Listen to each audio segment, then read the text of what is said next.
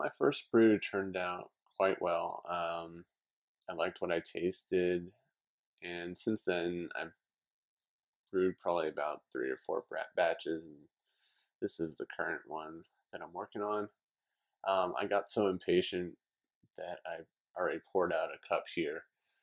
I've found through experimentation that a coarser grind setting tends to produce a less bitter tasting cup of coffee, which makes sense.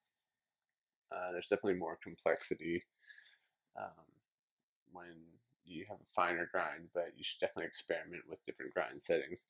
Start somewhere in the middle, something similar to what you would use for an auto drip coffee maker or just any kind of pour over that you do, and then adjust from there, either up or down, depending on what the result is. So if it's something that maybe is a little too strong, too bitter for you, maybe a little bit too acidic, try scaling it down a little bit to a coarser setting towards the French press side of the spectrum. And then if it's a little bit too weak, too thin, maybe tastes too much like tea, which slow drip tends to taste like sometimes, then maybe you want to adjust it to a finer setting.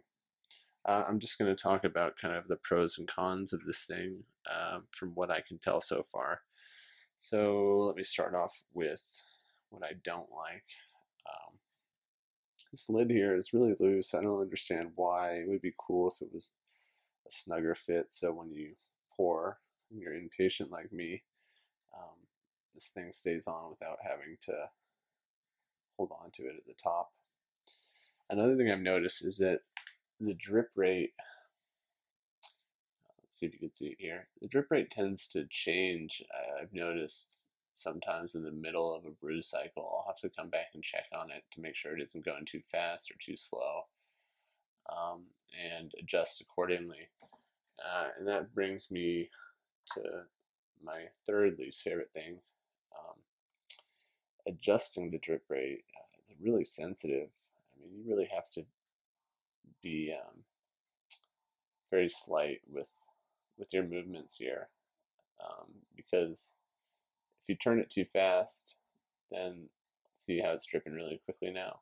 I hardly turn the thing, so you need to really get a good feel for it, and so that can be a little bit tricky. So let me just make sure I'm at about a drip per second again. While I'm adjusting that, you can see that's too fast. Now it's back where I want it. Finally, the last thing I would say that I don't like is how thin the glass is. It's really fragile, so you got to be careful when you're cleaning it, not to bang anything on the sink bottom or elsewhere.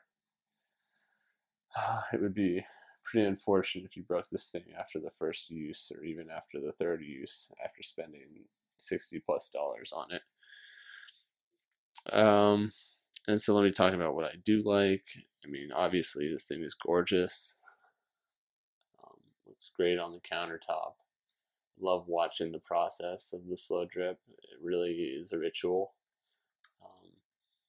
If you're patient and like taking time to make your coffee, then this is a great option for you.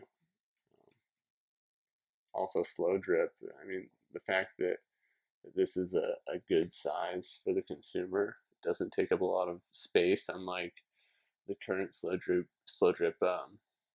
brewers out there. That's a really big plus here.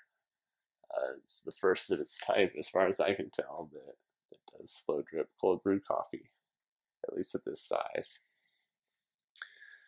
I do wish it was a little bit bigger in terms of how much coffee it made, but if you just transfer the concentrate into a different pitcher or container, then you can just start the brew cycle all over again and have a bunch of coffee in your reserve. So Uh, that is my review of the Brewer. A bit long, so sorry for that, but hopefully you can make an informed purchasing decision if you decide to get this. I do still highly recommend it despite its downfalls, and I think it will only get better and improved upon over time. Um, you have to remember that this was just a Kickstarter project, and this is essentially um, the first model. So, having said that, I think the guys at Brewer did an awesome job. Thank you for watching, and stay tuned for more coffee maker reviews.